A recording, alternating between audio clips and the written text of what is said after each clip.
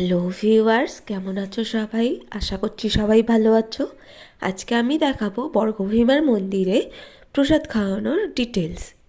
পুজো দিয়ে বেরিয়ে এসেই দেখলাম এখানে একটা কুপন ঘর আছে।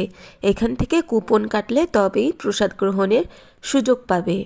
আমরা কুপন কেটেই একটুখানি যেখানে রান্না হচ্ছিল সেখানে চলে গেছিলাম। তোমরা দেখতেই পাচ্ছ সব কাটাকুটি হচ্ছে। আর একটা বিষয় হলো, কুপন কাটার পর কিন্তু টাইম দেওয়া আছে 1টা থেকে 3টের মধ্যেই খেতে বসতে হবে। আমরা তাই বসে গেলাম। তোমরা দেখতেই পাচ্ছ কত মানুষের ভিড় আছে। এবার তোমরাই বলো তো এখানে কতজন আছে।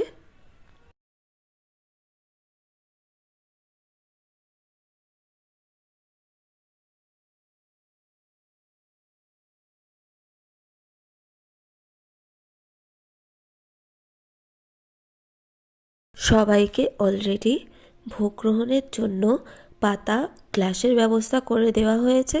তারপরেই হঠাৎ করে দেখি ঠিক এইভাবে চেনের মতো করে যেন কোথায় নিয়ে যাচ্ছে। পরে জানতে পারি এইটা মায়ের কাছে নিয়ে যাচ্ছে ভোগ গ্রহণের জন্য।